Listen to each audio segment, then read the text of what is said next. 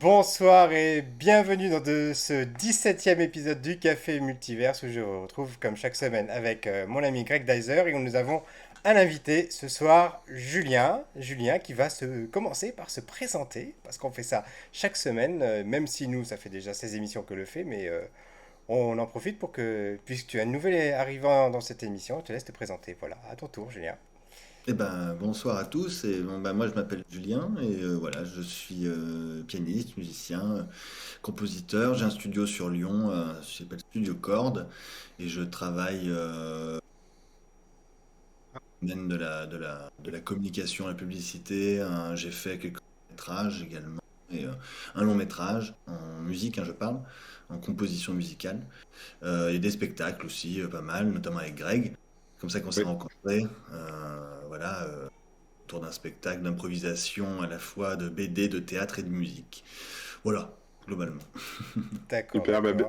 Salut Julien, très content de te retrouver ici. Donc moi c'est donc Julien Limon, parce qu'il s'est pas présenté complètement, avec le studio Chord KORD aussi, je me permets, parce que pour ceux qui veulent chercher un On petit peu son mettra le travail. lien dans la description de toute façon. Exactement, mais on compte bien sur toi pour toute cette partie-là. Et merci de nous accueillir, Pierre. Moi c'est Greg, Greg Dyser. Je suis auteur de BD, illustrateur et caricaturiste en événementiel.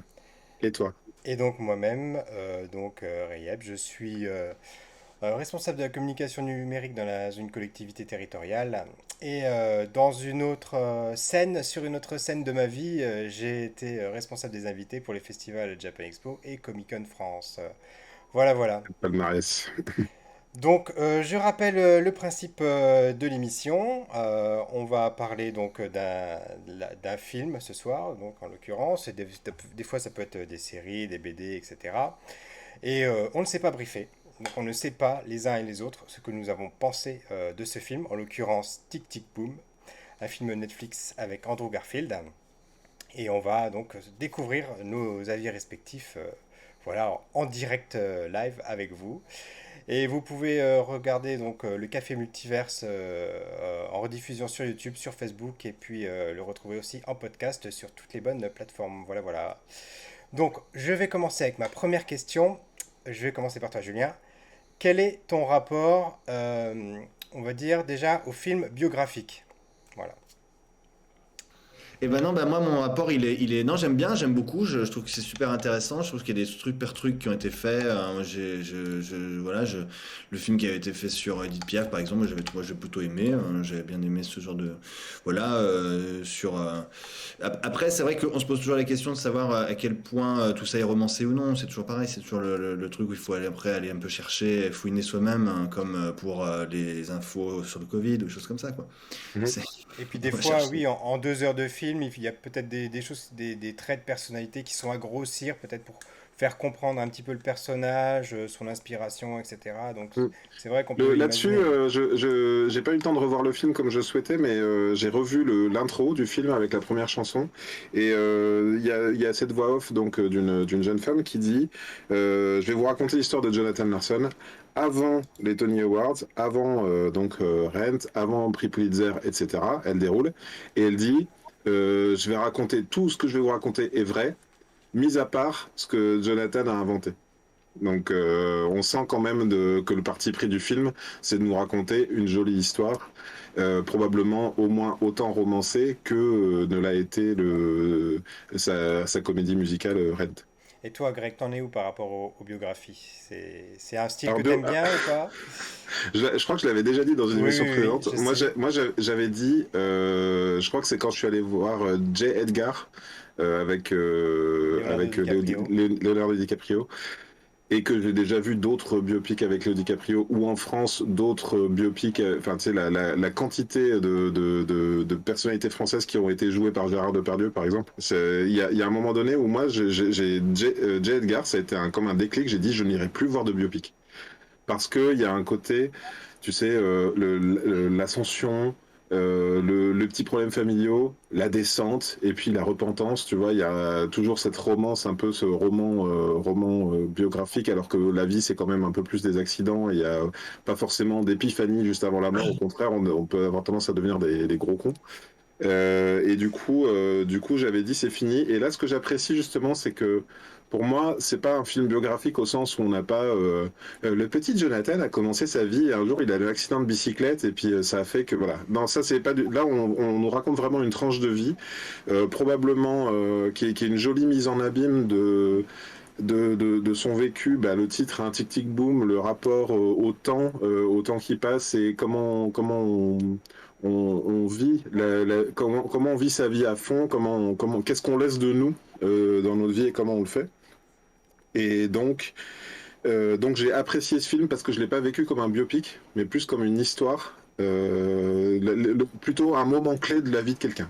C'est vrai, j'allais y venir et c'est vrai que tu as raison, c'est bien plus qu'un biopic et ça a une résonance particulière, je trouve, de nos jours, quand on est un trentenaire, un quarantenaire, qu'on se pose beaucoup de questions, mais j'y reviendrai tout à l'heure. Et donc moi je vais répondre à la question que je vous ai posée. Par rapport au biopic, moi j'ai commencé très tôt avec le film La Bamba, je sais pas si vous l'avez vu, Oh, je l'ai vu à l'époque sur Canal+, qui ouais. raconte la vie de Richie Valens, Mhm. donc mort tragiquement dans un Dans un accident accident d'avion. d'avion, voilà, Mhm. avec Tout à d'autres fait. stars du rock and roll de l'époque. Mhm, mhm. Et du coup, c'est un style, enfin, c'est un genre de film moi, qui m'a toujours plu, voilà. Oui, oui, oui. Et j'ai beaucoup apprécié d'ailleurs des films français ce sujet, celui sur Gainsbourg était Oui, vraiment ah oui, oui. sympa avec une approche un petit Alors, peu il avait une originale, approche, avec une sorte de ouais, monstre qui l'entourait. Enfin, on savait pas trop ce que c'était, ça représentait sa part d'ombre, voilà. Gainsbar en fait. C'est-à-dire que Gainsbar, oui, c'était ça, c'était. Gainsbar a été incarné par une sorte de guignol avec une très grosse tête. En plus, le cast, enfin, je me rappelle la première bande-annonce de Gainsbar ou Gainsbourg, je sais plus comment s'appelait le film, au cinéma, Vie et où héroïque. tu vois Elmos Mino comme ça qui fume une clope et il y a juste ça avec une musique et tu fais non mais c'est bon, là le film il emporte tout, c'est sûr et certain. Et justement, je pense que je préfère, bien que là il y avait quand même sans doute dans Gainsbourg un côté plus on raconte la vie d'un bout à l'autre, je l'ai plus apprécié que le biopic sur Clo-Clo par exemple, qui est plus comment dire classique dans sa structure. Et ben alors moi par contre c'est l'inverse, c'est vraiment Clo-Clo, c'est mon film, c'est mon biopic culte. Ah ouais, d'accord. Et de la même façon que toi, quand j'avais vu la bande-annonce à l'époque, quand il arrivait dans la salle, etc. Mhm. Enfin voilà, le teaser, moi ça m'avait énormément plu. Mhm, d'accord. Toi qui es musicien, compositeur, Julien, du coup, tu as une résonance particulière, ce film pour toi, sans rentrer trop dans les détails pour l'instant Je vais quand même la poser parce que la question m'intéresse. Par exemple, tu sais, moi j'ai déjà vu, il y avait ce film où Guillaume Canet joue un narcoleptique, peut-être, comment ça pouvait s'appeler d'ailleurs, Narco ou un truc comme ça, et où c'était censé être un dessinateur. Pour compléter la question, toi, en tant que professionnel de la musique aussi, quel est ton avis sur ce film par rapport au fait que enfin, Andrew Garfield n'est probablement pas pianiste et quel est ton rapport à la musique? Est-ce que regarder un film sur la musique, je vais pas faire les questions et les réponses, pardon, mais c'est retourner au boulot ou bien, tu vois, quel est ton rapport, toi, de regarder un film qui parle de musique? Ah bah non, non, c'est pas du tout retourner au boulot. Bah en plus, non, non, j'adore, je suis passionné de cinéma, j'adore ça. Et donc, voir un film, de toute façon, qu'il soit musical, soit une comédie musicale, soit une biographie, quoi que ce soit, enfin, c'est de toute façon déjà l'objet cinématographique hyper intéressant à découvrir et à voir, moi, parce que j'aime le cinéma. Après, au-delà de ça, d'un point de vue de la thématique musicale, effectivement, sur ce genre de film, d'autant plus que là, il est traité, et c'est là où je trouve l'originalité là aussi, c'est d'avoir traité cette biographie comme une comédie musicale aussi, puis dans sa structure, puisque le film, il propose comme une comédie musicale aussi. C'est pas juste une biographie. Donc on découvre aussi, parce que pour le coup, c'est toutes les musiques et toutes les chansons Oh là là, on a une petite de coupure de son l'univers là de mon côté. musical. Voilà, c'était. Est-ce que tu peux dire, s'il te plaît, ce que t'as dit? J'ai une petite coupure, excuse-moi de t'interrompre. Désolé. Je suis désolé que ça fonctionne pas bien. Je sais pas comment faire. Non, c'est pas Non, grave. je dis que qu'en plus on découvre dans ce film-là toutes les musiques qu'on entend, ce sont des musiques qui ont été composées par Jonathan. Donc c'est vachement intéressant aussi de cette façon de découvrir aussi. Moi je connaissais pas, hein, pour le coup, je connaissais pas cet artiste. Et donc du coup, j'ai découvert aussi en regardant le film, et j'ai découvert à la fois sa vie, mais en même temps sa musique. Et je trouve que ça parle beaucoup de quel artiste on est quand on écoute aussi l'œuvre de la personne en question. de découvrir son œuvre. Après, ce que moi j'aime bien dans les films, parce que là où peut-être parce que je suis musicien, quand je vais voir un film musical et que je vais découvrir un film comme ça, c'est évidemment, je suis très très attentif à la, on va dire, aux arrangements musicaux, à la manière dont est traitée la musique, à la manière dont est synchronisé aussi, sont synchronisées les voix, les instruments qu'on entend, puisque on voit les instruments se jouer, notamment dans ce film, on voit les Mm. instruments se jouer, les basses, les guitares, les pianos.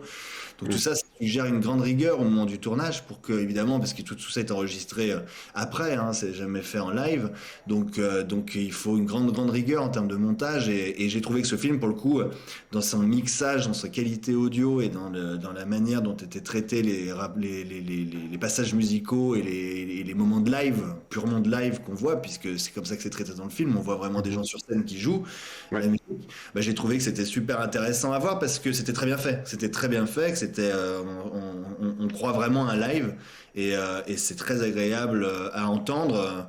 En plus, j'ai la chance parce que bah, moi j'aime bien la musique, donc du coup, je fais en sorte d'avoir ici un système son qui est agréable aussi pour écouter, quoi. J'ai pas hésité à monter le volume voilà, prendre du plaisir à écouter ce mixage et cette musique qui envoie du lourd quand même. C'est quand même c'est vachement bien. Ouais, Et c'est toi, vrai qu'en Greg, par termes rapport, d'expérience. ouais, par rapport aux comédies musicales, où est-ce que tu te situes J'allais rebondir sur ce que disait Julien, Vas-y. j'y viens, merci pour ta question. Moi j'ai aimé ça et j'ai trouvé qu'en termes je l'ai pas forcément écouté avec une grosse installation de son parce que j'étais dans ma chambre à ce moment-là, mais je sais que j'ai vraiment ressenti ça. Tu sais, il y a des moments d'arrangement dans le film où t'es un peu, lui, il est dans sa salle comme ça, il est seul micro, et puis quand t'as le groupe qui rentre autour de lui, il y a ça développe une ambiance sonore. Effectivement, j'ai beaucoup aimé le film pour ça.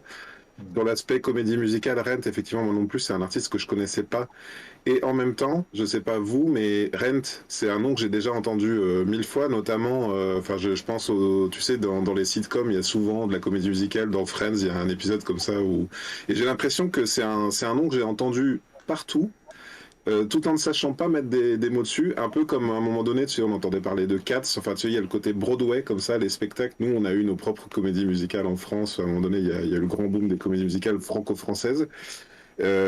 Et donc j'ai découvert, ça brouillait un petit peu les pistes pour moi parce que à tout moment je me disais mais est-ce que cette chanson qu'on entend là, c'est un truc qu'il a composé au tout venant, qui n'a pas forcément fini, tu vois, j'aurais bien aimé finalement à l'issue du film voir Rent pour de vrai et me dire qu'est-ce qui vient de quoi, tu vois. Donc ça j'ai trouvé ça vraiment intéressant. Pour la partie comédie musicale, Pierre, puisque tu me le demandes. On en a un petit peu parlé la semaine dernière sur Encanto, tu sais, puisqu'on a fait une émission, Tout à fait. Julien, on a fait Encanto la semaine dernière. Et donc, on disait que ceux qui avaient un peu perdu l'habitude des Disney oubliaient ce qu'était réellement une comédie, enfin, que les Disney étaient toutes des comédies musicales. Tu vois, ils redécouvraient que les chansons revenaient. Et j'ai l'impression, du coup, alors qu'il y a eu des films, je pense à La Mélodie du Bonheur, je pense même à Mary Poppins, où c'était également des comédies musicales dans un grand film avec des dialogues, une vraie histoire, et que peut-être cette partie-là du cinéma a été un peu rangée dans la partie enfant. Et en fait, moi, je me rends compte que je m'enjaille à chaque fois et j'écoute facilement. J'ai adoré La La Land au cinéma, par exemple. J'ai adoré d'autres films comme ça. Je vais essayer de retrouver les titres, mais je sais qu'il y a des films souvent, et c'est un peu le défaut de la VF, c'est que des films comme ça qui ont la moitié du son en VO sont parfois pas adaptés en français. Notamment, Anne-Claire m'a fait découvrir un film sur les Beatles, mais où les personnages, un peu comme le film sur ABBA, là, comment ça s'appelle, la comédie musicale autour d'ABBA. Mamma Mia. Euh, Mamma Mamma Mia, Mia. voilà, il y a eu les films adaptés, mais je te remercie. Et ben, il y a un film pareil sur les Beatles, je crois que ça s'appelle Strawberry Fields, si je me rappelle bien. Là, ça me dit rien, par Et, contre. eh ben, je vais essayer de retrouver pendant l'émission, pendant que vous discuterez. Et donc voilà, moi je sais que quand il y a eu ça, quand il y a eu la bande-annonce et tout, je me suis dit, ah ouais, mais je vais y aller à 100%, quoi. Je me suis senti dans la vibe un peu feel-good movie qui raconte quand même des trucs pas toujours chouettes, tu vois, et je me suis dit, ce film-là va me plaire, donc j'étais à fond dedans. Et Et, toi, alors, Pierre? je rebondis sur ce que tu dis parce que c'est amusant. Quand j'ai dit aujourd'hui qu'on allait faire une émission sur Tic Tic Boom, donc sur le film qui raconte la vie de Jonathan Larson, euh, j'ai une amie qui m'a dit, mais tu sais que les arrangements ont été faits par Lin-Manuel Miranda. Je dis, mais qui est Oui. Lin-Manuel Miranda? Je n'en ai aucune idée. Est-ce que vous le savez ou pas? Oui, je sais parce Sans- que je suis cherché. Voilà. C'est le compositeur. Alors, il a. Attends, Lin-Manuel Miranda réalise Tic Tic Boom. Oui, Bah oui. C'est le réalisateur du film. Et ben, c'est lui qui a fait les musiques de Vaiana et d'Encanto. exactement, exactement. Voilà. Donc il y a un lien en plus avec l'émission de la semaine dernière, c'est quand même dingue. Bah Et, oui. euh, Mais tout est prévu, et Pierre. en À plus, vous, à vous. il a joué le personnage de John dans une comédie musicale, Tic Tic Boom apparemment. D'accord. Donc voilà, tout est lié. Bah, Et c'est parfait. alors moi pour le coup, je suis totalement néophyte en comédie musicale. J'ai dû Ouais. voir Notre-Dame de Paris, Roméo et Juliette et c'est à peu près tout, hein. Voilà, j'en suis là. Ok. Et après c'est Starmania, voilà. Donc c'est à peu près tout ce que je connais. Et en plus en comédie musicale anglaise, c'est encore pire. Donc Ouais. moi la question que j'ai envie de te poser, pourquoi est-ce que tu m'as demandé de regarder ce film? Parce que c'était vraiment surprenant pour moi. Et c'est pour ça que du coup, j'ai pas du tout hésité. Parce que je me dis, bah, pour qu'il me dise de regarder ce film, c'est que ça a dû le toucher, c'est que ça a dû qu'il devait y avoir quelque chose dont tu voulais vraiment qu'on parle ce soir, quoi. Non, alors quelque chose dont je voulais qu'on parle. Alors tu sais, ben, enfin, à l'époque où c'est sorti, il me semble que c'était au moment de la sortie de Spider-Man, du dernier Spider-Man. Andrew Garfield a joué un Spider-Man. Je crois que j'avais un petit rapport à cet acteur-là. Je te dis, enfin, c'est exactement ce que j'ai dit il y a quelques minutes, je crois. C'est une sorte d'intrication, d'intérêt par la comédie musicale dans le sens, parce que je te dis, tu l'as vu La La Land par exemple? Ou Non, pas. je l'ai pas vu celui-ci encore, Bah, pas je te encore. recommande de regarder La La Land Mais par bien sûr, exemple. c'est sur ma liste. Bon, en plus, moi, bah, je suis abonné Netflix, donc ce type de suggestion m'intéresse. Je me dis, un film, tu sais, enfin, un film original qui sort direct sur Netflix, je vais déjà m'intéresser un petit peu.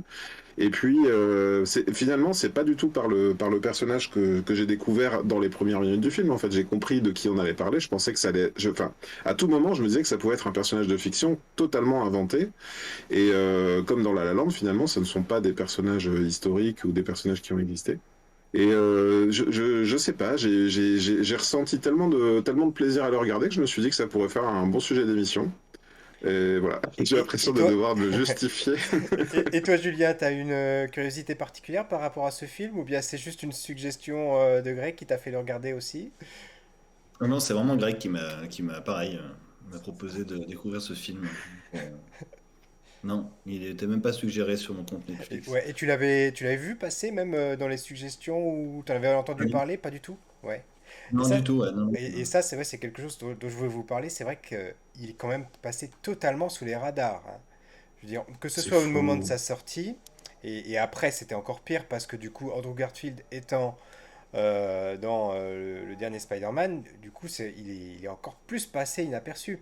Et c'est encore plus terrible que ça parce que si depuis des mois Andrew Garfield n'arrête pas de dire en interview qu'il n'est pas dans Spider-Man, c'est parce qu'en fait il est en tournée pour faire la promo de de Tic Tic Boom. Ah d'accord, Et c'est ça qui est terrible. C'est qu'en fait il d'accord, faisait d'accord. la tournée des plateaux pour dire je suis dans ce film Netflix, allez le voir. Et tout le monde lui posait des questions sur Spider-Man. Ah, tu Voilà. penses qu'il y a eu il a eu Et une sorte lui, de... j'ai lu quelque chose ce soir à ce sujet-là où il disait justement que les gens se demandaient pourquoi il faisait la tournée des plateaux télé s'il n'était pas dans Spider-Man. Quel était D'accord. l'intérêt? Ils n'avaient pas fait le lien, tu vois, vu qu'on avait que l'extrait où il disait je ne suis pas le loup-garou, je ne suis pas dans le film, etc. Où il niait son apparition. Bah, du coup, on ne parlait pas de Tic Tic Boom, ce qui est bien dommage pour le coup. Non, bah écoute, alors moi c'est drôle parce que il faut croire qu'on n'a pas forcément les mêmes fils Twitter parce que moi j'ai dû voir la bande-annonce sur tous mes réseaux à peu près et plus le CM comment dire de Netflix sur Twitter qui a dû poster les sorties du mois. Enfin donc moi je sais pas, ça m'est apparu comme ça. Alors est-ce que c'est moi qui ai plus fait attention pour une raison X ou Y? Je ne sais pas. Bah écoute, en tout cas, je suis content d'avoir au moins fait découvrir de vous l'avoir fait découvrir. Et puis si vous avez été enthousiaste à le voir, bah écoutez, tant mieux. Alors du coup, on va passer sur une partie qu'on fait habituellement dans la découverte des films, c'est le casting. est-ce que bon, là c'est un petit peu délicat parce que bon, on connaît pas forcément le personnage dépeint dans le film. Moi en tout cas je le connaissais pas du tout. Mais qu'est-ce que vous avez pensé de la prestation d'Andrew Garfield et des autres acteurs? Julien, je te laisse la parole, je te laisse commencer. Eh ben, bah, moi j'ai trouvé que c'était très. Alors, moi je connais pas vraiment le. Mais même Andrew Garfield, je regarde sa tête là sur Wikipédia. J'ai pas, je connais pas très bien, mais en tout cas, si je dois parler des acteurs, enfin, bah, parce qu'ils ont leur interprétation, j'ai trouvé que c'était très très bien. Enfin, moi, j'ai trouvé, non, encore une fois, que c'était vachement bien, puis que c'était bien chanté de la même manière. Voilà, c'est toujours le rapport musical, c'est-à-dire que je pense que, mis à part Andrew Garfield, qui doit sans doute avoir un sérieux lien avec la musique, quoi qu'il arrive, parce que c'est pas, il fait pas n'importe quoi là dans le film. Enfin, ça se voit qu'il est concerné, enfin, qu'il sait un petit peu de quoi il s'agit, quoi, même dans ça. Je sais pas, est-ce qu'on peut savoir, est-ce qu'il est doublé au chant ou est-ce que Je me suis posé la question. J'ai pas cherché, j'avoue. Est-ce que Greg t'as regardé toi ou pas? J'ai pas regardé, mais moi j'ai aucun doute sur le fait que ce soit lui qui ait chanté. Il me semble quand même, Euh, hein. ouais, à l'oreille en tout cas. Notamment parce que l'ayant vu en VO strict, je crois que vous l'avez tous les deux regardé en VF, il me Je l'ai semble, le regardé en film. français, effectivement. Oui. Ouais, le lien, il est assez parfait si tu veux. Tu passes de sa voix à sa voix chantée. Est-ce que ça a été refait en post-prod? C'est bien possible. Moi, c'est une petite question, Julien. Je ne sais pas pourquoi j'y suis spécialement sensible. Pour poser un peu le contexte, j'ai fait de la musique dans ma vie, mais j'ai jamais fait une minute de solfège. Donc, j'ai fait de la musique plus singée que réellement. Enfin, j'ai fait de la musique plus singée que qu'apprise. Et moi, il y a un truc qui me bloque à chaque fois, c'est que je me demande enfin, dans quelle mesure c'est bien fait qu'un musicien imite qu'il est en train de jouer au piano. Et c'est vrai que là, au début, il joue deux, trois notes, et puis après, forcément, la caméra vient et elle tourne comme ça autour du piano de sorte qu'on soit caché. Et il y a des fois, je l'ai trouvé très statique derrière son piano à chanter, alors que derrière, t'entends la musique et c'est glang, glang, glang, glang, glang, glang. Et je me suis dit, mais il a pas l'air de beaucoup bouger. Et quand je fais remarquer ça, un peu comme une sorte de détail mal fichu, des fois j'ai un peu mes obsessions comme ça au cinéma. Il y en a, ils me disent non, bah non, c'était bien en fait. Alors quel est votre avis sur la question, les garçons? Bah, on va demander à euh, Julien, le spécialiste. Est-ce que toi, il y a eu des passages qui t'ont choqué, non? T'avais l'air de nous dire quand même que c'était vraiment nickel, c'était bien fait, c'était raccord, quoi. Ah ouais, vraiment, non, moi j'ai trouvé que c'était très raccord, c'était très très raccord. Non, non. Puis, ça m'étonne pas parce que le réalisateur, pour le coup, voilà, il est musicien, compositeur.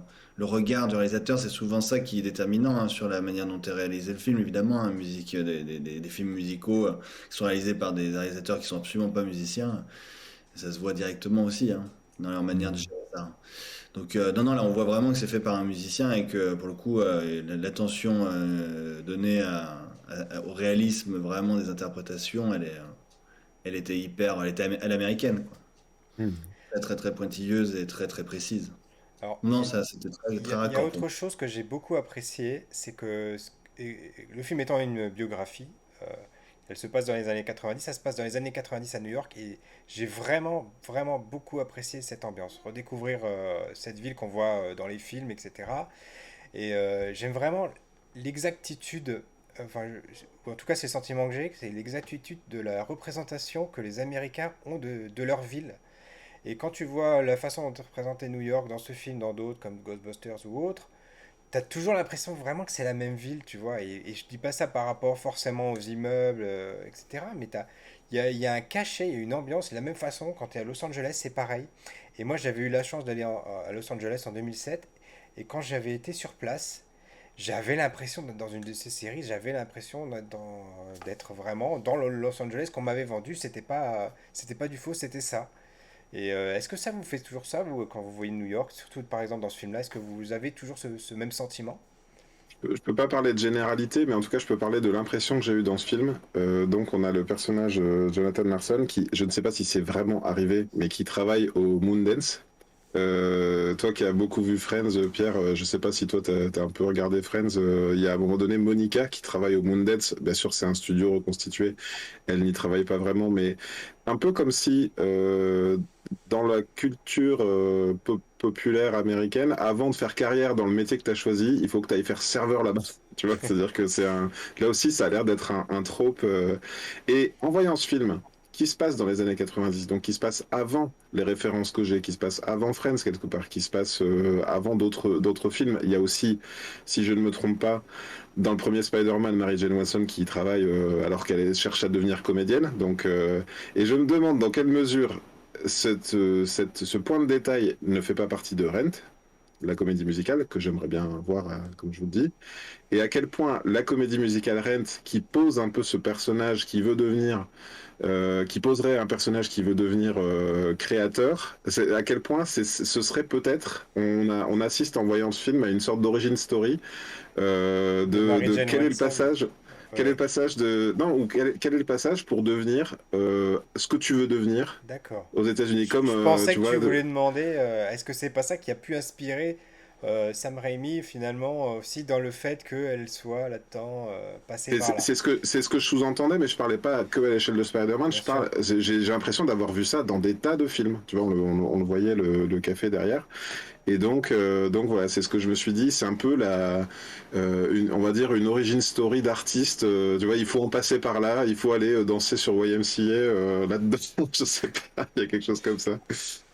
Bah écoutez, avant d'aller plus loin, je vous propose qu'on passe tout de suite à la partie spoiler, parce qu'on est déjà à la moitié de Ouais. l'émission. Mine de rien, ça Mais passe, ça passe. est-ce qu'il y a vraiment quelque chose à spoiler? Et bah écoute, je vais te le dire. Voilà. D'accord. À tout de suite.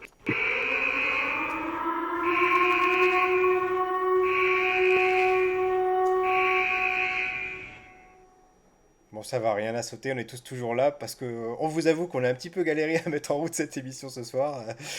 C'était les aléas du direct, voilà, voilà. C'est ça. On se dit on va démarrer une demi-heure plus tard et on a encore démarré une demi-heure après. Du coup. Alors écoute, pour la partie spoiler, donc on suppose que, voilà, alors même avant peut-être d'aller plus loin, est-ce que vous recommanderiez d'aller voir le film sans parler justement de spoiler? Est-ce que, donc, voilà, je pense qu'on l'a plutôt dit, on est tous les trois d'accord il faut le voir, c'est un bon film, on passe un bon Ouais, ouais, moment. moi je dis allez-y à fond. Évidemment, si pour ceux qui n'auraient pas envie de se faire tout ou d'y le gâcher, je vous propose de quitter l'émission maintenant Et d'aller et directement sur Netflix, voilà. d'aller le voir, oui, et de revenir voir ce qu'on en a pensé après. Maintenant, c'est vrai qu'on en parlait encore avec Julien hors émission. J'avais oublié, c'est pour ça que je suis allé revoir le début sur ses conseils. Le film pose l'histoire quand même résumée en quelques phrases de Jonathan Larson dès le départ. Et même quelque part, le titre est une bonne indication de l'histoire. Bien que, enfin, je pense que je l'avais entendu au début du film, ou peut-être que j'étais moins attentif le temps de m'installer ou quelque chose comme ça. Et j'ai quand même été cueilli par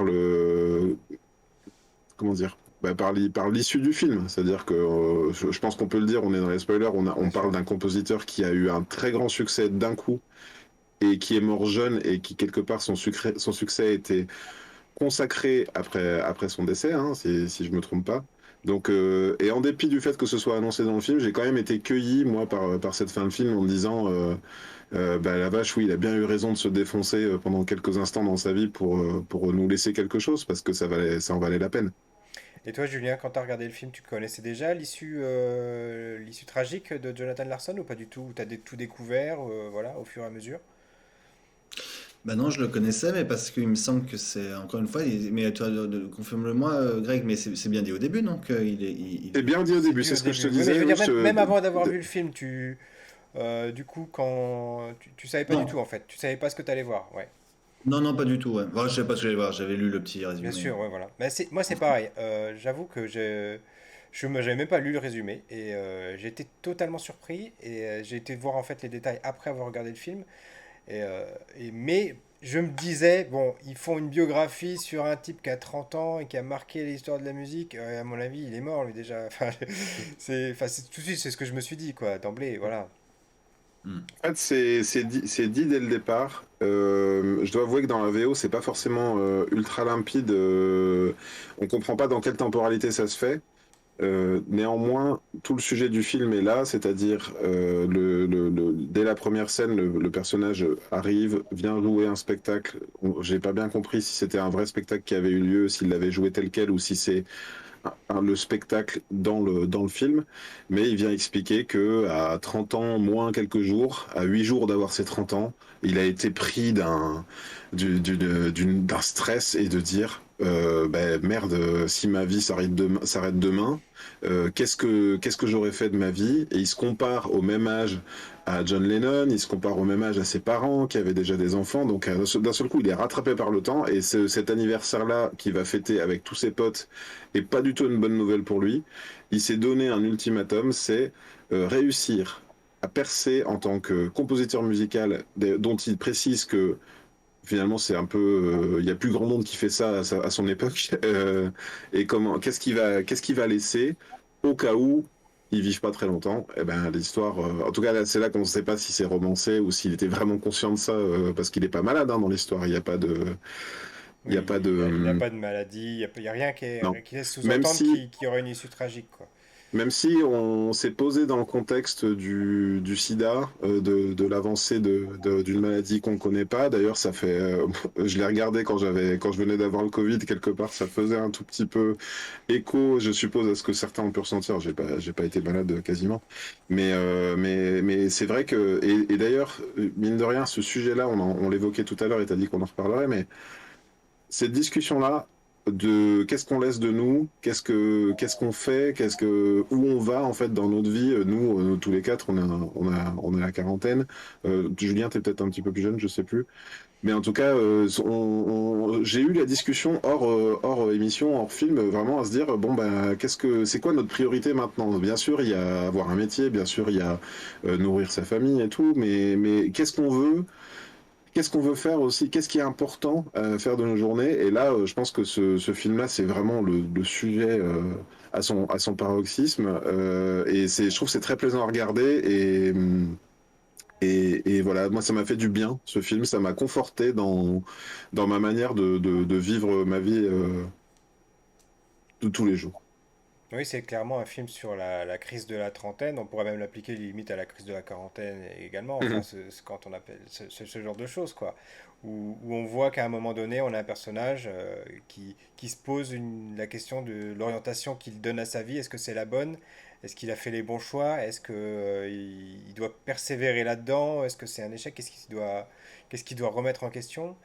Alors après, sur la question de la maladie, il y a pas ça, mais par contre, on peut supposer que le surmenage, c'est probablement ce qui lui a coûté la vie. Mhm. Et c'est quand même sous-entendu dans le long du film, hein. On voit bien qu'il se donne à fond dans sa passion, que rien ne Mhm. compte, même pas son couple finalement, et que Mhm. tout est sacrifié par rapport à ça. Oui. Ben, c'est ça, on se retrouve finalement avec ses amis les plus proches qui, eux, il y en a un voilà, donc, qui est dans son ancien coloc et puis qui part bosser dans la communication, je crois, ou enfin, vraiment dans le Oui, dans monde la des pub. affaires, dans la pub. Finalement, on va dire que lui, au moment où il décide d'opérer sa vie d'artiste alors qu'il n'a aucune garantie que ça marche, ça fait 8 ans qu'il travaille sur le même projet et il a des signes de peut-être percer. Il vise ce fameux concert test dans lequel il aurait du monde et on a l'impression qu'il joue sa vie là-dessus.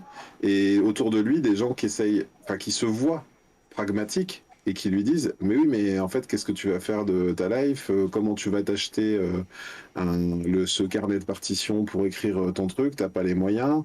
Et c'est vrai que enfin Et donc je... moi je vous pose la question parce que vous êtes tous les deux des artistes pour le coup et Mhm, vous en vivez. mhm. Et je commence par toi, Julien. Il y a eu des moments dans votre vie où vous vous êtes posé cette question. Alors, je sais pas si tu as envie d'y répondre forcément pendant l'émission, mais où tu t'es posé cette question de la même façon qu'il se l'est posé, ou est-ce que ça a été plus facile pour toi, ou comment ça se passe?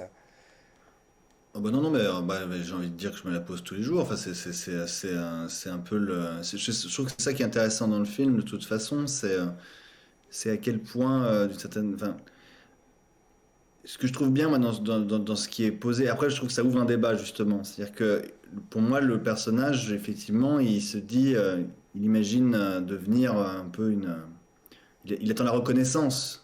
Et le fait de pouvoir produire son spectacle, c'est Broadway, c'est à l'américaine, donc on parle là de la réussite, vraiment, véritablement. Il veut atteindre la réussite. Et d'ailleurs, il fait référence tout au long du film à d'autres artistes, d'autres compositeurs avant lui, qui ont, eux, eu la réussite à 27 ans, 25 ans, ou plus tôt encore. Et comme ça, ils se comparent, comme ça. Et c'est ce qu'on fait tous d'une certaine façon, de toute façon. Aujourd'hui, d'autant plus dans une période, à l'époque des réseaux sociaux, là, et puis de Facebook et ainsi de suite, où aujourd'hui, on est tout le temps comme ça en train de. Enfin, où énormément de gens, en tout cas, parlent d'eux constamment sur les réseaux, ben, on ne peut que se comparer finalement constamment.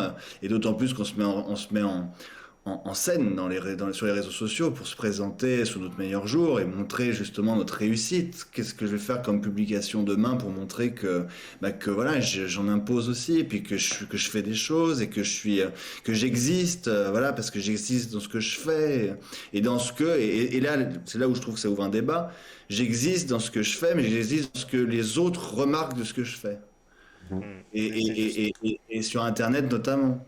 Et là, je trouve que ça ouvre un débat parce que moi, bien sûr que je me pose la question, mais par exemple, à quel moment on définit ce que c'est que réussir? Ce qu'on définit que réussir, c'est quand finalement on vit comme on peut, mais on vit en tout cas, sans grâce à notre Grâce à art. ça, ouais, bien sûr. ou est-ce qu'on définit que réussir dans l'art, c'est d'être populaire et d'avoir des millions de personnes qui nous suivent?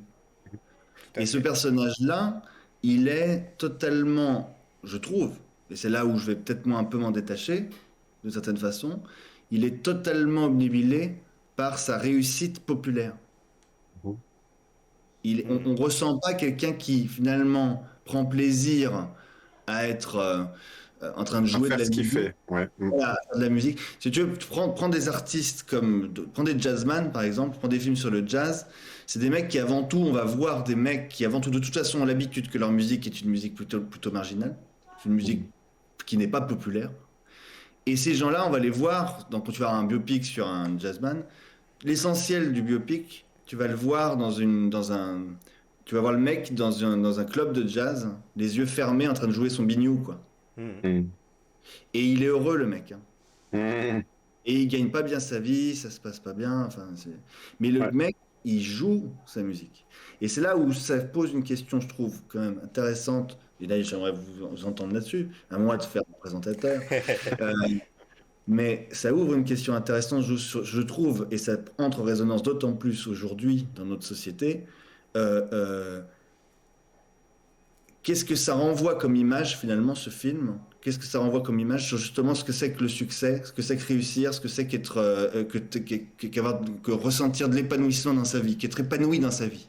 Ouais. Et à quel point, de certaine façon, ce mec-là, même si c'est formidable qu'il a du talent et que c'est formidable, il a laissé des choses derrière lui, et puis en même temps, il a crevé à 35 ans, mais bon, peu importe. Et ça se trouve, comme tu dis, c'est parce qu'il était en surmenage. Bon, est-ce que ça valait le coup?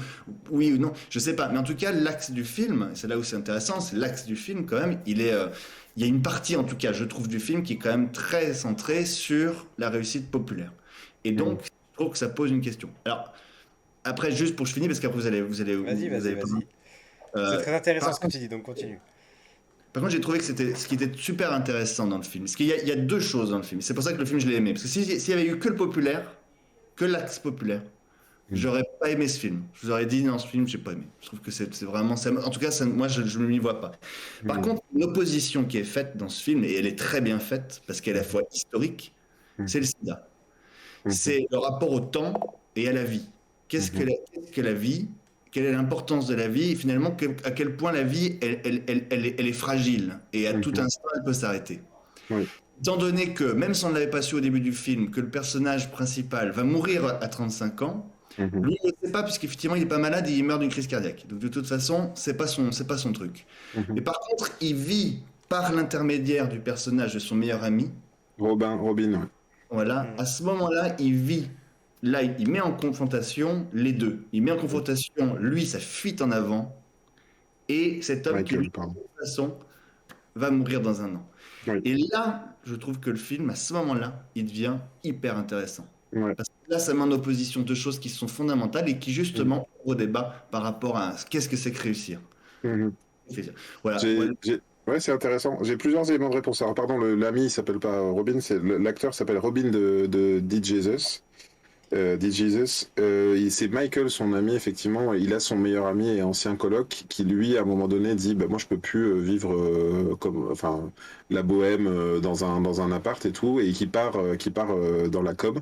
Qui, d'ailleurs, à un moment donné, parce que John n'a plus de sous, lui propose un taf. Moi, j'ai trouvé quand même ça très amusant. Le moment où il arrive et il se rend compte, parce que quelque part, on se rend compte que John a toutes les clés pour réussir dans la com et faire des jingles toute sa vie et devenir millionnaire, tu vois. Et il se sabote tout seul parce qu'au bout d'une réunion où il leur propose une idée géniale sur une idée géniale avec complètement du vent, tu sais, de l'image politique des marques qui fait ah mais c'est ça bien sûr. C'est vraiment croustillant cette partie-là. Et en fait, il se sabote parce qu'il est habité par sa conviction d'artiste que c'est pas ça qu'il veut faire. Bien sûr, c'est culotté. J'ai l'impression, sans m'avancer pour toi, Julien, que toi et moi, on est peut-être dans notre carrière à faire les deux, c'est-à-dire à vouloir concilier la partie artistique et tout en étant capable de prendre des choses qui sont peut-être plus consensuelles. Je pense, moi, à la caricature, par exemple, je mets pas mon cœur sur la table à la caricature, à essayer de prouver une œuvre, défendre un personnage et tout. C'est vraiment, je viens étaler du savoir-faire. Peut-être que toi, tu as un rapport plus sur la communication, la marque et tout ça par le biais de ton studio par moment. Mais en tout cas, là aussi, sans m'avancer, je crois que... et d'ailleurs, Pierre, il a été témoin de ça et peut-être même il m'a aidé à rebondir là-dessus. C'est qu'à un moment donné, j'ai atteint le niveau où je vivais des années très content, à l'abri du besoin parce que je gagnais suffisamment ma vie et ressentir en moi une forme de tristesse à ne plus défendre des projets, justement, à ne plus aller raconter des histoires et à avoir, tu sais, cette petite voix de moi qui voulait faire de la BD à 15 ans, à 12 ans, à 10 ans, qui disait un peu au fond comme ça, eh mais moi je voudrais raconter mes petites histoires aussi. Donc là, c'est vrai que c'est un moment donné où tu te dis, tu es presque dans le sens inverse par rapport au personnage de John. Enfin, j'étais un peu dans le sens inverse à me dire, est-ce que ça vaudrait pas le coup quand même que je remette un peu mon cœur sur la table et à te dire, oui, mais est-ce que je vais avoir le temps? Est-ce que je peux me permettre de dire non à certains projets plus rémunérateurs pour faire quelque chose qui me plaît plus. Bon, il se trouve que là, moi, je vis ma meilleure vie en ce moment parce qu'il est précisément en train de m'arriver ça, c'est-à-dire que je prends le temps pour toi, avec toi, Julien, de faire une animation musicale, avec Pierre de bosser les génériques et tout, de faire une émission hebdomadaire, et puis d'avoir un projet qui doit sortir en 2023, une BD, plus chez Albin Michel, donc je peux le dire maintenant, et enfin tout en fait, hein, concilier le tout. Donc là, en ce moment, je suis trop content. Par contre, c'est vrai que c'est peut-être le surmenage qui me guette un petit peu, parce que j'en oublie de dormir et de me reposer. On a dit que Pedro Mais Pascal jouerait ton rôle dans ton biopic, hein. voilà, mais moi j'ai déjà passé 35 ans. Par contre, il y a un truc que je voulais dire au sujet de... C'est presque un hasard du calendrier et peut-être pas. On parlait des Beatles tout à l'heure, on a John qui se compare dès le début du film aux Beatles en disant là je vais avoir 30 ans, et ben à 30 ans, les Beatles ensemble, ils avaient déjà composé toutes leurs chansons. Tu sais, c'est un des trucs qu'il dit. Eux, ils avaient déjà terminé quelque part leur carrière. Eh ben, il se trouve, je sais pas si vous l'avez regardé, moi j'ai commencé à le regarder, c'est un petit peu long, c'est pas forcément facile à regarder, mais sur Disney+, il y a le documentaire Get Back des Beatles, que je vous recommande. Et d'après moi, Get Back est l'antithèse du film dont on parle ce soir, donc de Tic Tic Boom, parce que Peter on Jackson, suit... Comment? Peter Jackson, hein, le Ah réalisateur. oui, c'est ça, ouais, oui, c'est ça, qui Ah s'est oui, c'est occupé de ça, remonter, effectivement, sachant ouais. que ça a été tourné à l'époque et tout. Mais pour moi, on est complètement dans l'antithèse de Tic Tic Boom, parce que on se retrouve avec des Beatles qui peuvent plus se blairer, qui tous les jours se posent la question de comment ils vont encore réussir à collaborer ensemble. Et puis il y en a un qui se barre, et puis il y en a un qui vient avec avec sa meuf Yoko Ono, et là pour le coup alors moi j'ai du mal à la défendre parce que dès qu'il y en a un qui se barre elle fait ah, à l'émission.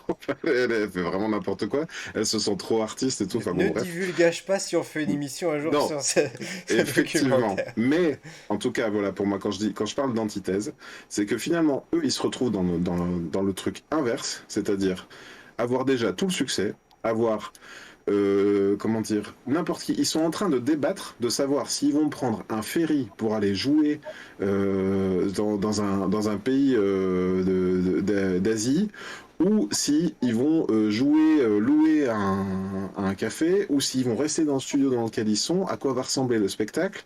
C'est-à-dire qu'ils peuvent, en gros, ils sont au stade où ils peuvent aller jouer n'importe où dans le monde où ça les chante. Et ils font, ouais, mais bon, moi, j'ai pas trop envie, en fait, de prendre le bateau, et puis ça m'emmerde. Voilà, et quelque part, ils ont tout le loisir, tu vois, ils ont tout le succès, mais par contre, ils n'ont même plus l'envie de le faire. Tu vois, et là, quelque part, donc John, c'est l'inverse. Il n'a pas le succès, il a aucune idée de savoir s'il va percer un jour. Eh ben, il doit, voilà, d'ailleurs, quelque part, John Lennon aussi, il avait un tic-tic boom pour une autre raison, hein, puisqu'il a été assassiné très jeune quand même. Et donc voilà, c'est quelque part, je trouve qu'ils sont sortis au même moment et que c'est pas inintéressant de les opposer, voire de les regarder les uns à la suite des autres.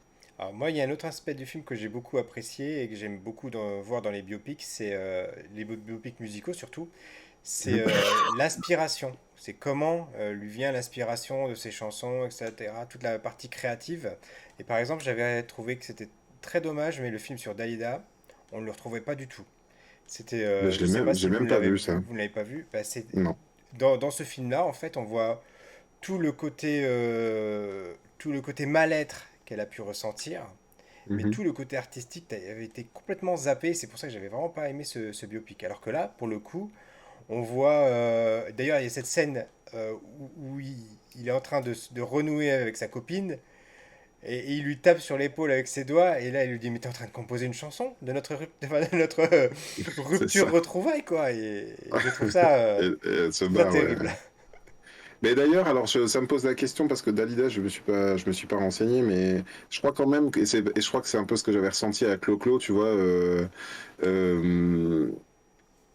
En France, cette période des yéyés, c'était des interprètes. Ils n'étaient pas compositeurs de leurs chansons, ils faisaient que reprendre. Tu sais, sur le disque, c'était marqué numéro 1 aux États-Unis, alors qu'en réalité, c'était leur adaptation n'était pas numéro 1 aux États-Unis, c'était une sorte d'argument mensonger pour dire ils font carrière, tu sais, Joe Dassin, ils font Bien tous sûr, ils carrière aux l'auraient tous fait, États-Unis, oui. Johnny Hallyday. Pas du tout, c'est juste qu'ils reprenaient The Animals, ils reprenaient des standards américains. Je crois qu'il me semble que Dalida, elle doit pas beaucoup chanter de trucs originaux non plus. Et j'ai l'impression que même dans le film Clo-Clo, ils essayaient de faire passer comme de la grande inspiration quand il a commencé à faire de la disco. Genre d'un seul coup, il aurait eu l'idée de faire des arrangements disco, alors que finalement, il chante sur des trucs de traduits, quoi. Enfin bon, c'est bref. Pardon, j'ai un peu perdu le fil de ta question, peut-être. Non, non, non. L'inspiration, Oui, c'est c'était ça? l'inspiration, toute la partie d'inspiration qu'on voit. Parce que Euh, pour rappeler j'aimerais bien interroger Julien là-dessus. Pour rappeler la structure du film, effectivement, donc il a déjà beaucoup de clés, il a déjà un truc qui a l'air très appétissant pour les connaisseurs. Il y a un personnage que j'ai bien aimé, qui était joué par Bradley Whitford, qui est une sorte de mentor. Il l'a eu comme prof de musique, ou bien il l'a vu, il joue un compositeur de comédie musicale qui lui a dit, ouais, ouais, ouais, c'est intéressant votre truc. Par contre, il vous manque votre chanson de la fin de l'acte 2 ou un truc comme ça, je sais plus la structure. Et en fait, il est hanté, donc John est hanté par le fait qu'il lui manque cette chanson. Et donc, quand on voit la scène, effectivement, où il compose sur l'épaule, c'est parce qu'en fait, on dirait qu'il a besoin de se créer finalement, c'est une triple mise en abîme, quoi. Le personnage, enfin le John dans la vie, vit le problème d'un personnage, de son personnage compositeur dans la comédie musicale qui ne trouve pas la chanson et qui presque a besoin de se saboter sa propre vie pour dénouer le fil de sa comédie musicale et enfin trouver, c'est-à-dire provoquer une rupture pour pouvoir écrire la chanson qui va le faire émerger l'ensemble de sa création. ouais, il y a de ça dans l'idée. Ouais. Qu'est-ce que t'en penses, Et, Julien, toi? Tu parlais ouais, de toi, structure. compositeur, tu t'es retrouvé dans des choses de sa vie, On peut, par rapport à on la peut dire. tienne, de ta vie de compositeur, tu as retrouvé des similitudes. On peut dire d'ailleurs que Julien, genre en préambule, je vais le dire, mais Julien est en train de composer une comédie musicale en ce moment. C'est ça, hein? Non, Non, pas tu du m'as pas dit ça? tout. Non, non, non, pas du tout. Non, non, non, on Oh, fait un spectacle sur le. Non, non, on fait un spectacle, effectivement. On va faire en train de monter un spectacle avec Jeanne Chartier et Édouard Wamina, qui est un spectacle qui est destiné à expliquer ce qu'est enfin, comment est construit une comédie musicale. De oui, type Broadway, d'accord. hein.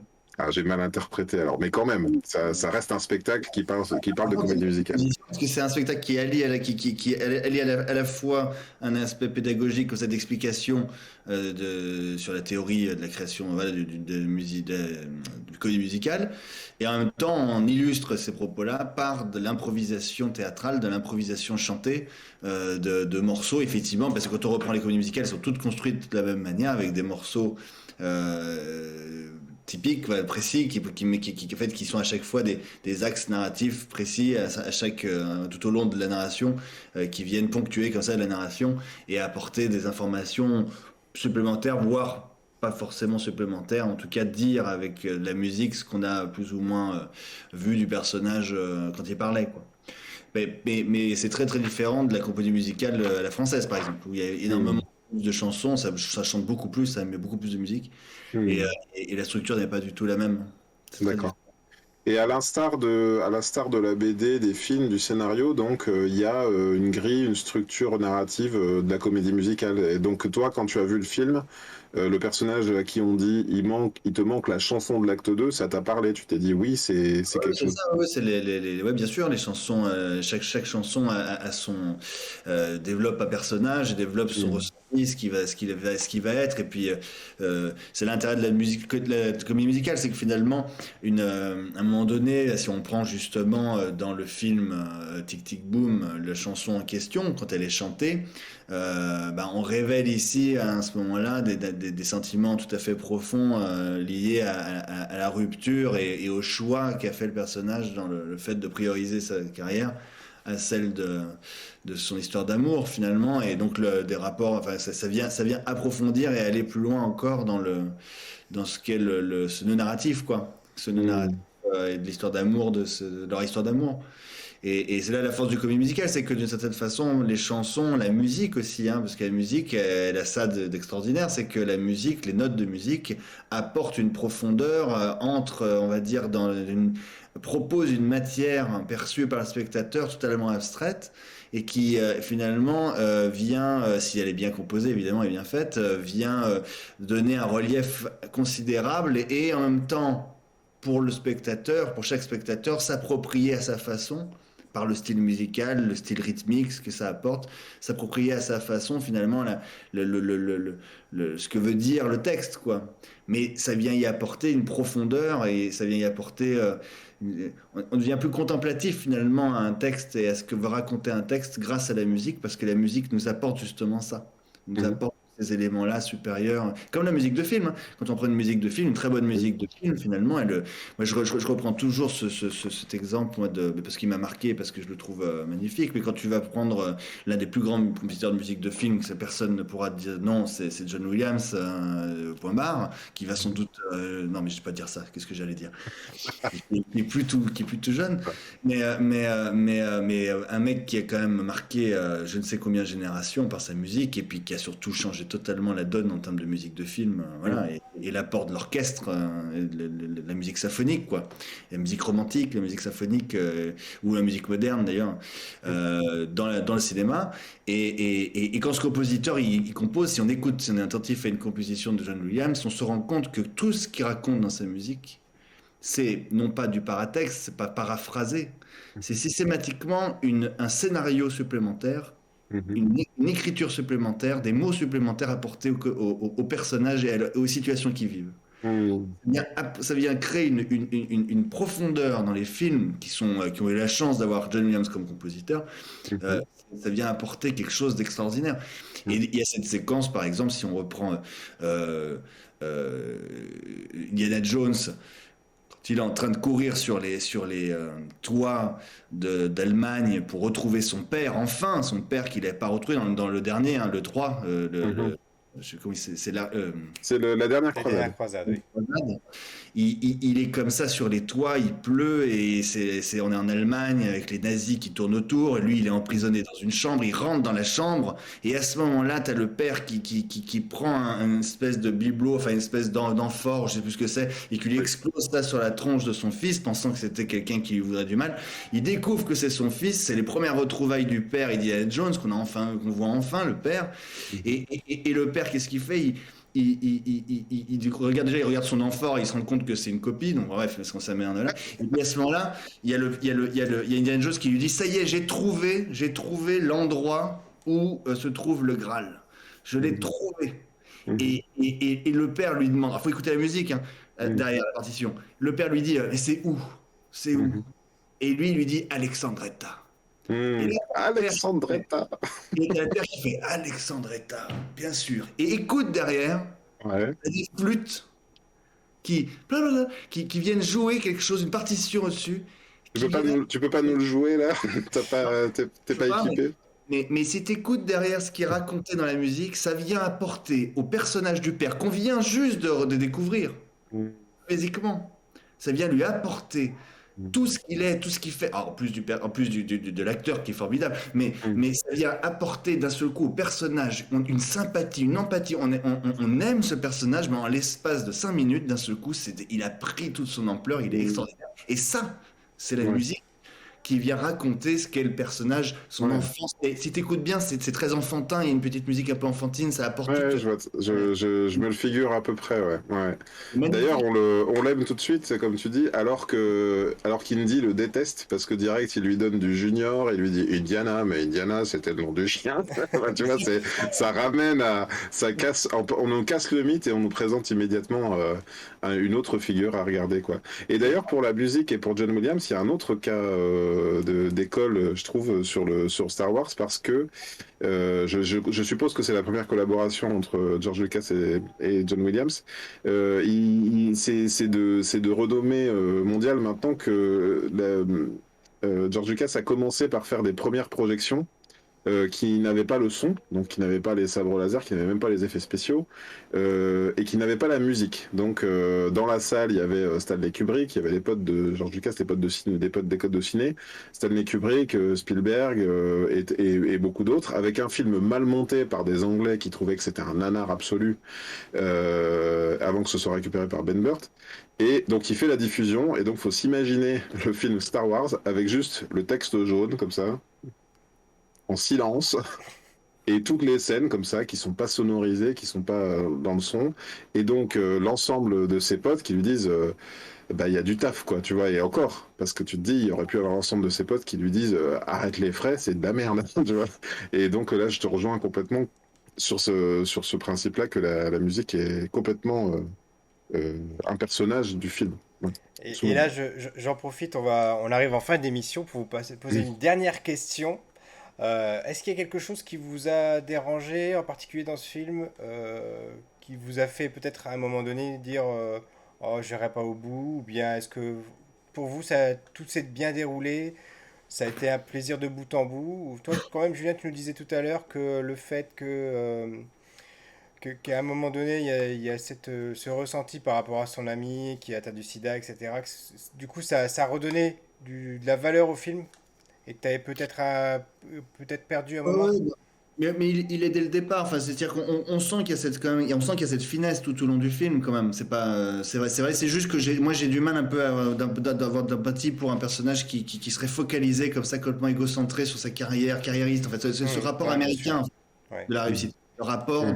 du grand spectacle, d'autant en Broadway. Enfin, c'est ouais, ce bien sûr. rapport à dire que moi je réussis à partir du moment où bah, j'ai fait ma grande, j'ai joué je joue dans Carnegie Hall et ainsi de suite. Enfin, c'est ça l'idée quoi derrière. Et c'est vrai que ce truc-là et le fait d'être complètement et en même temps, je trouve que ça raconte bien notre époque. Enfin, je pense qu'il y a énormément de gens Mhm. qui ne mesurent leur réussite et leur épanouissement que par le nombre de vues qu'ils font sur Internet. Et toi, Ouais. Greg? Eh ben écoute, alors je vais plutôt rebondir sur ce que dit Julien. Effectivement, ça c'est un destin hors du commun. On a un film enfin pas un comédien, un compositeur, un destin. On parle souvent de Kurt Cobain, mine de rien. Le mec est mort à 33 ans, l'âge du Christ. Enfin, ça a quand même pas mal mythifié le personnage. C'est un personnage dont on voit toujours aujourd'hui des extraits d'interviews parce qu'on a l'impression qu'il était quand même, en dépit de ses excès, en dépit il avait l'air bien paumé quand même. Il a l'air éclairé par rapport à certaines choses. Et donc, effectivement, est-ce qu'il y a, là comme ça me vient pas à l'esprit, mais est-ce qu'il y a des films de non-réussite, c'est-à-dire où quelqu'un vise à tout prix la réussite carriériste, peut-être Soul. Je sais pas ce que vous en pensez. Le film Soul de Pixar, dans lequel on a ce musicien jazziste qui vise lui un succès dont on comprend qu'il le vise par rapport à la reconnaissance du père qu'il n'aurait pas eu en termes de musique, et qui finalement se trouve un autre point d'intérêt, c'est que son but dans la vie, c'était pas de réussir dans le jazz, son but dans la vie, c'était d'accompagner. Les arbres et les feuilles tombées.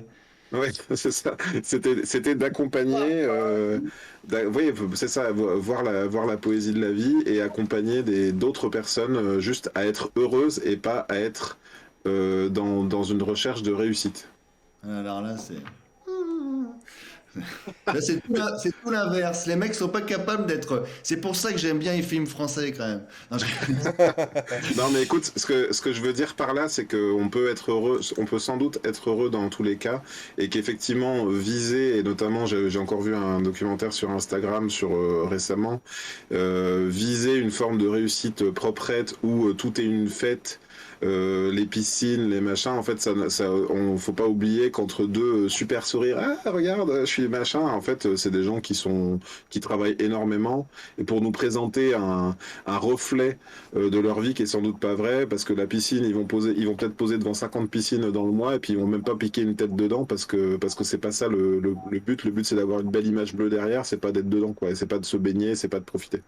Et c'est un petit peu là-dessus qu'on finira ce débat autour de ce film. Oh, tu voulais vas-y, faire vas-y. ton quiz, c'est ça? Bah attends, l'émission n'est pas terminée, mais c'est sur cette partie qui se termine. Alors, en tout cas. on rajoute un truc.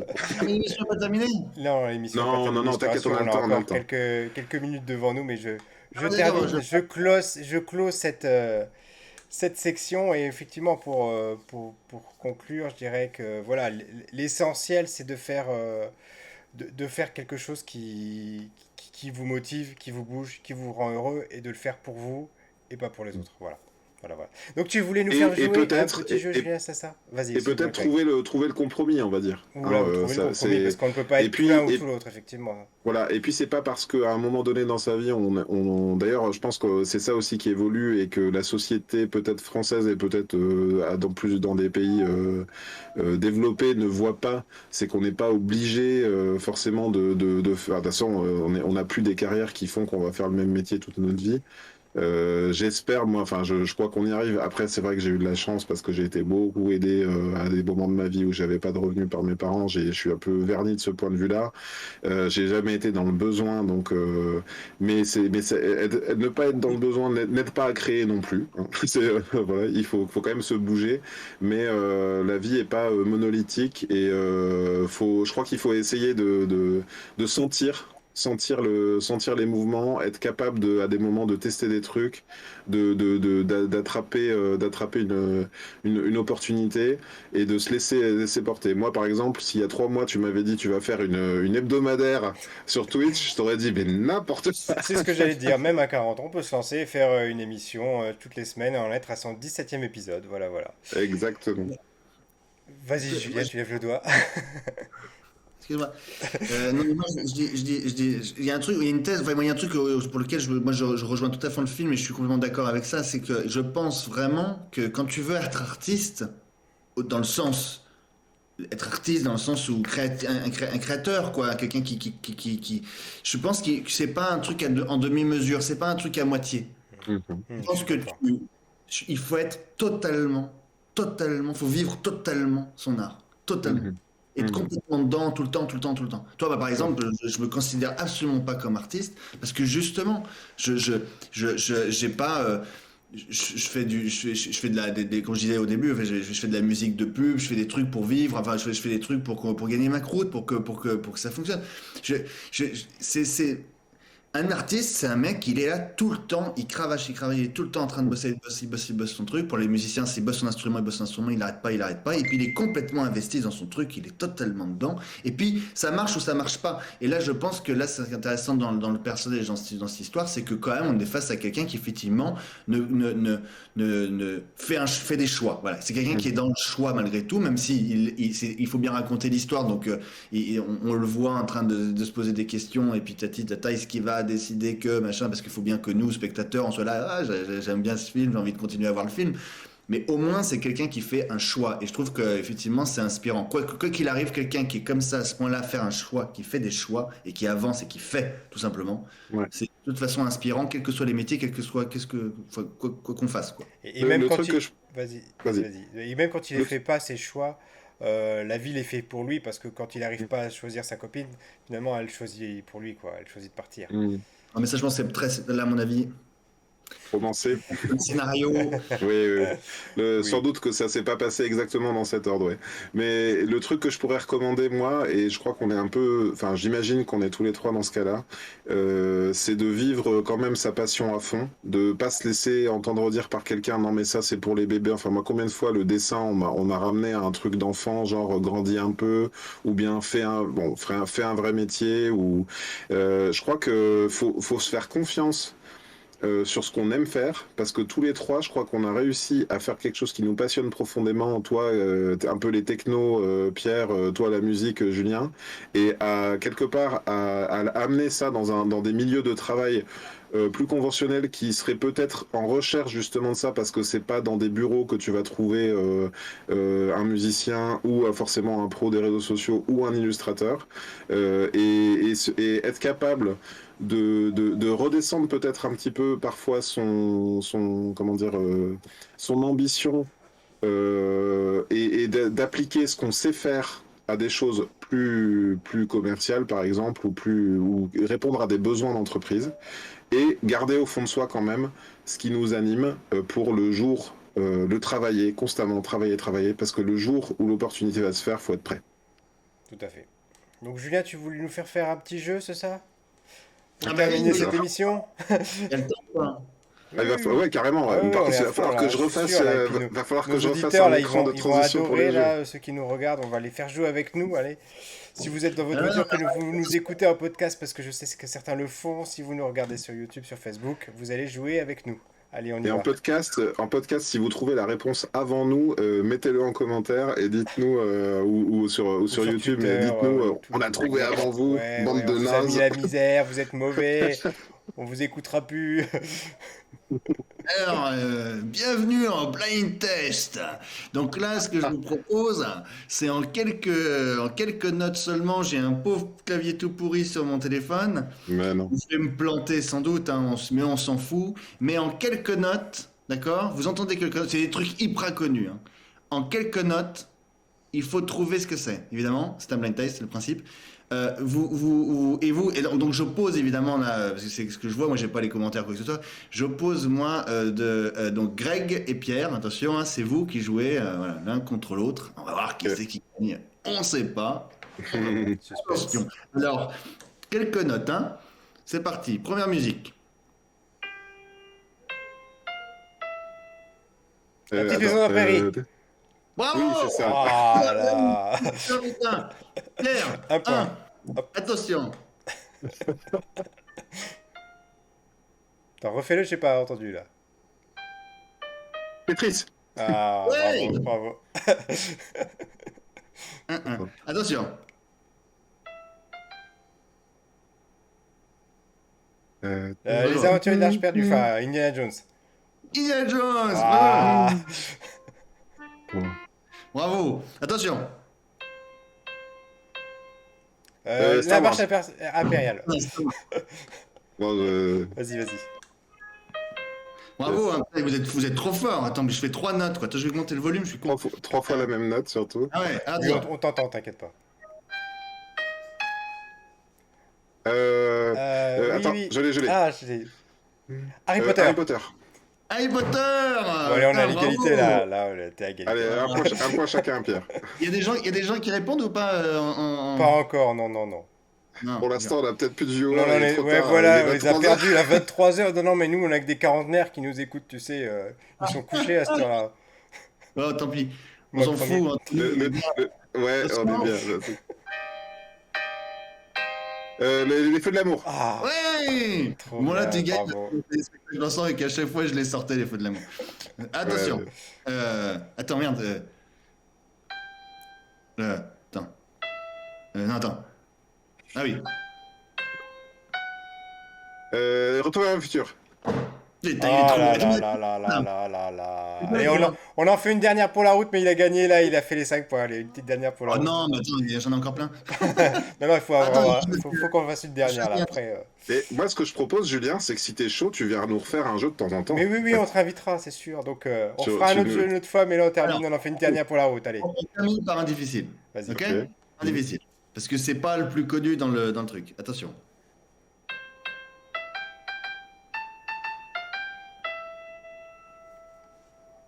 Ça me dit quelque chose, mais j'arrive pas à situer. Refais, continue.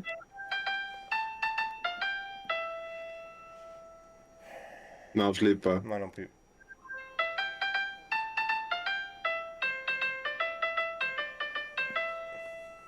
Non, là, on manque de culture, je crois, hein, tout simplement. Alors, qu'est-ce que c'était, dis-moi? Robin et Petit Jean au bois se promènent. Ils s'en vont le Bon. corps contre le Faut que j'ajoute un bouton censure dans cette émission, sinon on va être Robin des Bois! démonétisé. Ah, super. Merci, Julien. Quel C'était plaisir. super génial, on s'est bien amusé en tout cas. Qui Bon, gagne? Cool. On va Les recos, les terminer, recos. on va terminer cette émission en faisant notre petit tour d'horizon de ce que vous. Alors, Émilie qui nous disait en commentaire, je connais, c'est le coq qui chante. Voilà. Ah. Dans Robin des Bois, ben voilà, voilà, elle Bon, a bah, gagné, c'est ça Émilie fait qui un a point pour remporté. Émilie en plus. Moi, je pense que c'était le qui tout double. Je pense que c'est Émilie qui a gagné le blind test. Bravo. Bravo, elle. bravo. Ah Donc, oui! on va faire un tour d'horizon pour savoir un petit peu est-ce qu'il y a des choses en ce moment, une série, un film, un livre, quelque chose que tu nous recommandes, Julien, à regarder, à écouter, quelque chose qui t'a marqué dernièrement, qui a attiré ton attention. Tout à fait, tout à fait. Justement, je recherchais le truc. Oui, oui, parce qu'on m'a demandé ça. Ouais. Mais non, mais j'ai un film qui m'a pas mal marqué récemment, c'est Benny. D'accord. Benny. B-E-N-N-I-E. Tu l'as vu où, ça, Benny? C'est sur Netflix, je crois. Non, B-E-N-N-I, pardon, que n'importe quoi. B-E-N-N-I. C'est un film allemand. C'est réalisé par une femme. Je sais pas pourquoi je dis ça, mais enfin, on s'en fout. Mais c'est un film allemand j'ai trouvé ce film hallucinant, enfin un coup de poing total parce que voilà, ça raconte l'histoire d'une petite fille qui est qui est gérée par les services sociaux et qui est ingérable quoi. Enfin c'est un gamin qui est dans son monde et qui est complètement ingérable quoi. Et on essaye de la ramener vers et les gens s'occupent d'elle et essayent de la ramener vers la normalité, entre guillemets, ce qu'est Mm. être normal en société. Ouais. Le film est hallucinant, poignant, un coup de poing, c'est un truc de malade. La BO, c'est un truc électro, très. C'est hyper fort, c'est le béni. Moi, j'ai été cueilli, j'ai pris ce film en pleine poire Ok, et, ok. et Béni sur Netflix, on note. Merci Et, beaucoup. et c'est toi, sur Netflix. Greg? je sais pas. Moi, j'ai réussi à trouver une recommandation qui me paraît un peu en lien avec l'émission. Je ne sais pas si vous connaissez le musicien Pivi Nova, qui a fait pas mal de chroniques musicales. Je trouve qu'il a ramené beaucoup de fraîcheur au live dans les émissions. Il a coécrit avec Losty, et je suppose que Leray, c'est le dessinateur. Il a coécrit une bande dessinée. Alors, je vais essayer de la montrer. On la voit bien, ouais, Hop. Splash. Il s'appelle Splash. Alors, elle est peut-être à l'envers. Non, elle est à l'endroit pour voir l'écran, trop cool. Donc Splash, c'est en gros. Alors, je dois avouer que je ne l'ai pas encore lu. Je l'ai acheté, mais je l'ai pas encore lu. Au-delà du fait que j'étais attiré par par l'artiste et par ce qu'il était capable de proposer depuis des années. On a là une BD dans laquelle il raconte une histoire qui lui est arrivée. Donc il est à la coécriture, mais il le dit très bien et je trouve que c'est plutôt honnête de sa part. C'est chez Dupuis, donc il le dit très bien. Il y a des auteurs qui ont travaillé avec lui, un scénariste et un dessinateur, ou peut-être une dessinatrice, j'ai malheureusement, ou une scénariste. Et puis, là, ça a la particularité, et je trouve que ça fait bien le lien avec ce qu'on était en train de se raconter, c'est que c'est de la BD un peu augmentée, dans laquelle, je vais essayer de montrer ici, il y a des QR codes, parce que la BD a une bande originale. Ah, mais c'est Voilà. sympa ça. Ouais, donc ça raconte son histoire et donc il y a une musique qui est en train de se jouer ou bien une musique qui est en train d'être composée et en fait on peut avec le QR code aller sur la playlist Spotify. Donc je me dis une BD qui s'écoute en musique à titre personnel. Moi j'ai fait une BD sur un artiste il y a des années donc sur le chanteur M qui s'appelait Les mots contre les mots. J'aurais tellement rêvé de pouvoir faire ça à l'époque où c'était plutôt un CD. À un moment donné, bah il n'y a pas eu de CD dans le bouquin, ça s'est pas fait comme ça, c'était mon bouquin, donc on n'a pas accompagné. Et pourtant, c'est vrai que à titre personnel, j'ai un ami qui, quand l'album a été fini et que je l'ai reçu, il m'a installé, il m'a dit c'est quoi la première chanson dans ton album, et il m'a fait lire ma propre BD en musique. Et donc voilà, j'ai hâte, je vous la montre pour l'instant, mais j'ai hâte de me trouver le bon moment où j'aurai que ça à faire pour lire et écouter cette BD. Donc ça s'appelle Splash, donc c'est un tome 1, première gamme, chez Dupuis. Et la couverture est trop belle avec du doré. On vous mettra le lien dans la description de l'émission. Yes. En ce qui me concerne, moi j'ai terminé un animé, alors qui plaira peut-être pas à tout le monde parce que ça reste quand même un animé vraiment pure souche, c'est-à-dire que il y a des clichés qu'on retrouve un petit peu dans l'animation japonaise, voilà, sur les personnages. Ça s'appelle Green Man. C'est seulement en 12 épisodes, c'est disponible sur Wakanim de mémoire. Et en fait, donc ça raconte l'histoire d'un lycéen qui se transforme en Green Man, un super-héros, un peu la Ultraman, d'une sorte de robot de plusieurs étages de haut, qui se bat donc contre des kaiju, donc des monstres géants. Mais dès les premiers épisodes, en fait, on se rend compte qu'il y a des choses qui clochent. Et plus on avance dans l'histoire, plus en fait, tout tombe voilà, autour des personnages, enfin tout l'imaginaire qui se sont construits, on se rend compte que ça colle pas, quelque chose qui cloche. Mhm. Et c'est ça qui est vraiment intéressant dans cette série, c'est que finalement on part d'un truc qui est très très classique et on arrive à une fin qui est assez surprenante. Et bon, si vous avez l'occasion de le regarder, c'est quand même une douzaine d'épisodes, 20 minutes. J'ai passé un bon moment et ça renouvelle agréablement, je trouve, le style. Et pas seulement le style des robots géants, mais aussi celui des Sentai, donc les XOR et compagnie. Parce qu'il y a une approche vraiment qui est surprenante sur la fin. Voilà, voilà. D'accord. Je termine avec une dernière recommandation parce que j'ai parlé du film et que j'ai retrouvé le titre entre-temps. Ah, Le film dont je parlais, qui est vraiment sur le mode